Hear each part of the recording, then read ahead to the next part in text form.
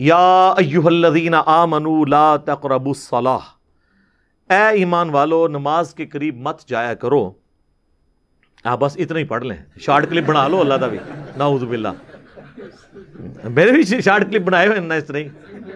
اور وہ short clip جب میں اپنے خلاف دیکھتا ہوں نا، مجھے اپنے اوپر اتنا غصہ آتا ہے، یار یہ کیا بکواس کر رہے ہیں. تو میں سوچتا ہوں ایک عام آدمی بھی یہی سوچتا ہوگا کہ یار یہ کیا، بھائی پوری بات کریں تو پھر پتہ چل جائے گا وہ بات کیا ہو رہی ہے.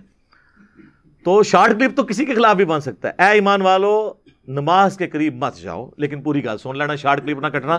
وَأَنْتُمْ سُكَارَىٰ، اس حال میں کہ تم نشے کی حالت میں ہو. اور ظاہر ہے کہ یہ آیت اس وقت کے لیے تھی جب اسلام نے ابھی شراب کے نشے کو مکمل طور پر حرام نہیں کیا تھا. شراب 3-4 سٹیجز میں حرام ہوئی ہے. اس کی فائنل حرمت آئی ہے سورۃ المائدہ میں جا کے، جہاں پہ اللہ تعالیٰ نے پھر دھمکی دی ہے کہ باز آتے ہو کہ نہیں.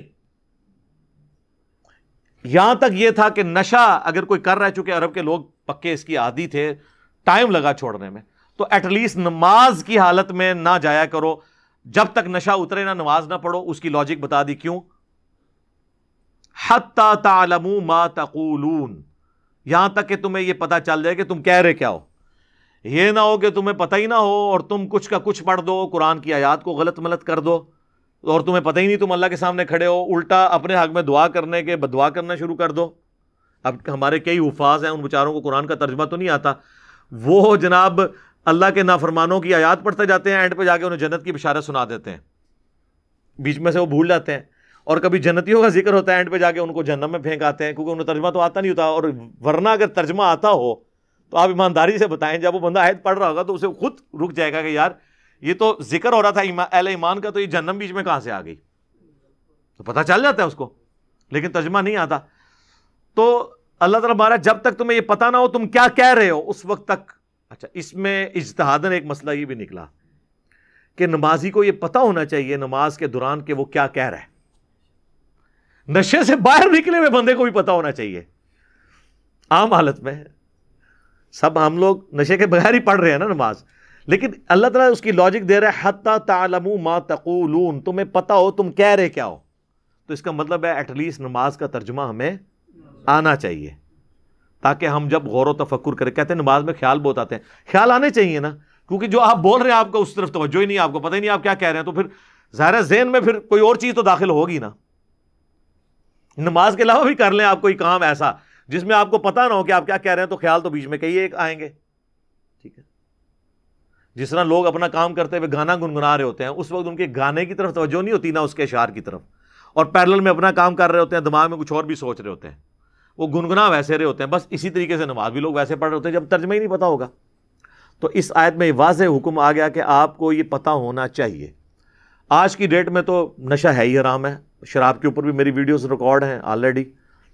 اچھا، اس آیت کے کانٹیکسٹ میں آپ کو پتہ ہے کچھ سال پہلے ڈاکٹر اسرار صاحب نے بھی اس آیت کے کانٹیکسٹ میں جامعہ ترمذی سے اور سنن ابی داؤد کے اندر سے ایک حدیث بیان کر دی تھی سیدنا علی کے حوالے سے، اور اس کے اوپر آپ کو پتہ ہے کافی زیادہ ہنگامہ کھڑا ہوا تھا، اور لوگوں نے یعنی یہ اس میں برابر کرانے کی کوشش کی کہ معاذ اللہ کو ڈاکٹر اسرار صاحب نے سیدنا علی کی توہین کے لیے بیان کیا. وہ ترمذی ابو داؤد میں جو روایت آتی ہے کہ وہ نماز پڑھا رہے تھے تو قل یا ایھا الکافرون انہوں نے خلط ملت کر دی، تو اس کے اوپر یہ آیت نازل ہوئی. اب یہ جو حدیث ہے نا، اس کی صحت کے بارے میں محدثین کے ہاں اختلاف پایا جاتا ہے. بعض اسے صحیح سمجھتے ہیں، بعض اسے ضعیف سمجھتے ہیں. جو صحیح سمجھتے ہیں وہ کہتے ہیں اس کی سند حسن درجے کی تو ہے.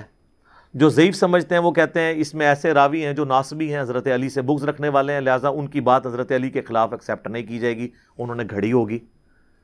بہرحال دونوں صورتوں میں ڈاکٹر اسرار صاحب پہ یہ تہمت نہیں آپ لگا سکتے. اس کی وجہ یہ ہے کہ انہوں نے اس سے یہ رزلٹ نہیں نکالا نعوذ باللہ من ذالک کہ حضرت علی کی توہین کی ہو.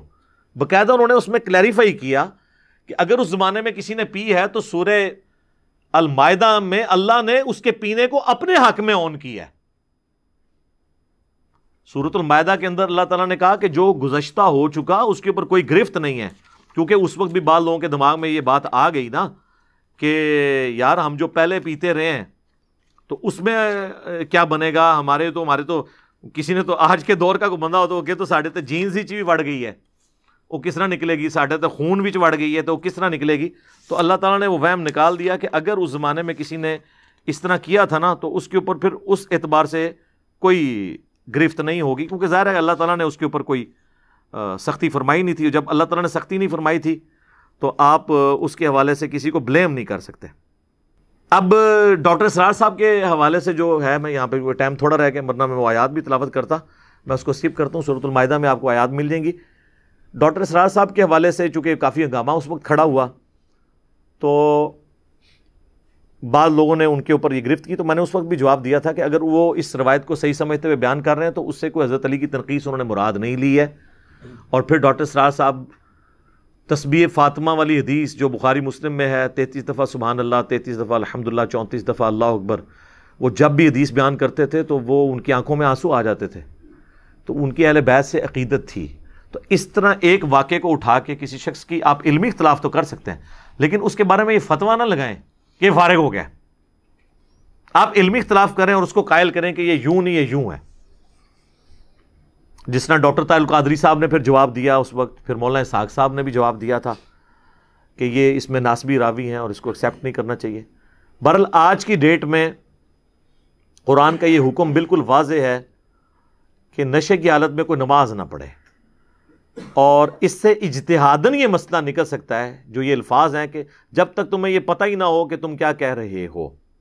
اس کا یہ مطلب نہیں کہ جسے ترجمہ نہیں آتا اس کی نماز ہی نہیں ہوگی.